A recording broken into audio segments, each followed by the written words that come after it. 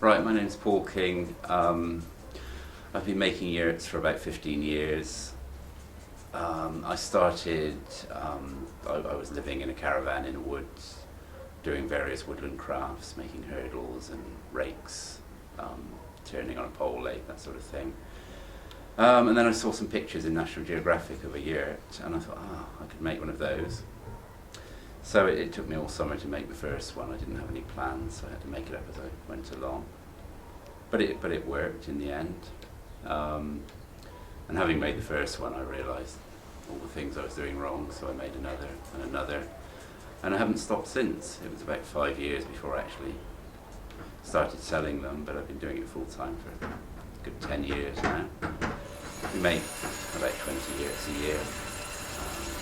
Using local timber. The frames are made from ash, which Nigel saws up on site with his wood miser, and the timber all comes from local woods. We buy in kiln dried oak for the crowns as part of the roof wheel.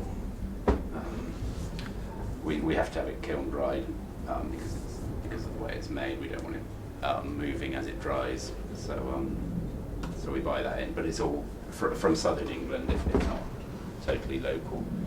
A yurt is, I suppose you could say it's a tent, but it's so much more than a tent. It takes the same time as an ordinary tent to put up. We've actually put them up side by side with normal frame tents, and they go up just as quickly. But once they're up, the feeling is more of a timber frame building than a tent. Once it's up, it can stay up for as long as you like. They seem to just get to sort of, as the Americans say, sort of hunker down. That's the best description I've heard of it. We often put a frame up at a show, and everyone feels obliged to come and give it a good shake. And then by the end of the show, it's quite difficult to take down because it's just all bedded in, and it really strengthens up. Okay, so traditionally the yurts have a felt cover which is made from beating and rolling wet sheep's fleece. It makes a very warm and quite waterproof yurt, but it's not really suitable for our climate. It's waterproof for perhaps a day, so we use canvas covers. The yurts have been used throughout Central Asia for thousands of years. Nobody really knows how long. There are Bronze Age petroglyphs from Siberia which appear to depict yurts, so it seems they've been used since the Bronze Age. Nomadic people don't leave many records, so there's little sort of definitive proof of when they first evolved, but they're certainly well suited to nomadic life in really harsh climates. So there are millions of people living in yurts throughout Central Asia. In Mongolia, 3/4 of the population lives in yurts. It's becoming a lot more popular in this country. We've sold them to people who've used them for permanent homes, holiday homes, for summer camping. They've rented them out as student accommodation. They've used them as saunas, cinemas, meditation spaces.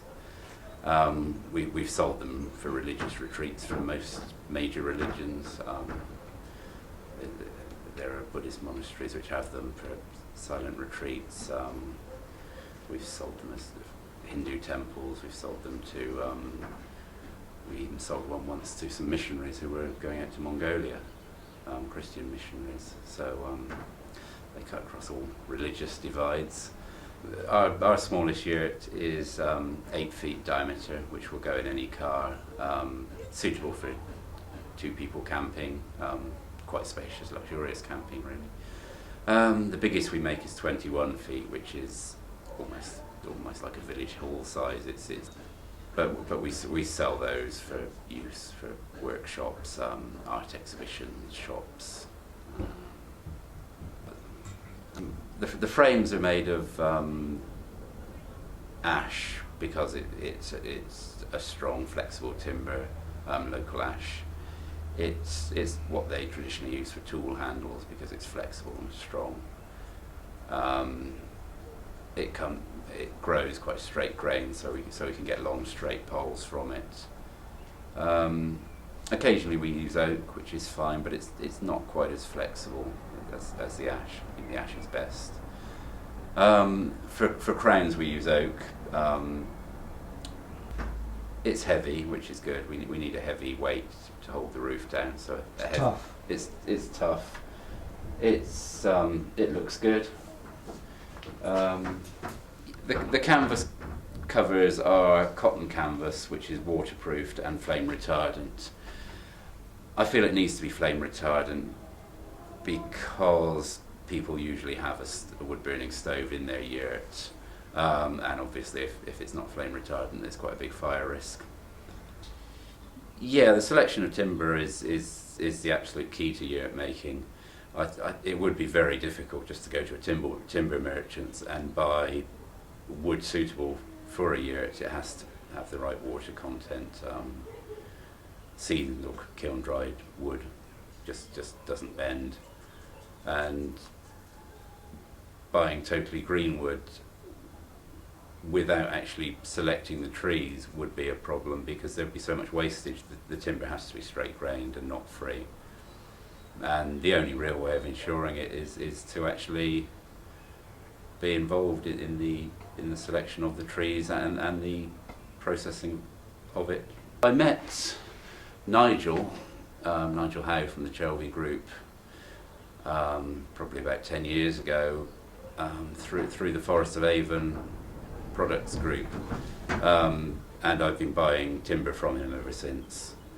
I moved to Chelvey about a year ago. Before I was working in Kingston Seymour, and buying the timber from the Chelvey site and then having to transport it all the way to Kingston Seymour. Eventually this workshop at Chelvey became available, so I moved in straight away. And now everything I need is on site. I buy all the timber from Nigel, which is a short walk across the yard. The main benefit to me of being involved in the group is that I get to be involved with the timber right from start to finish.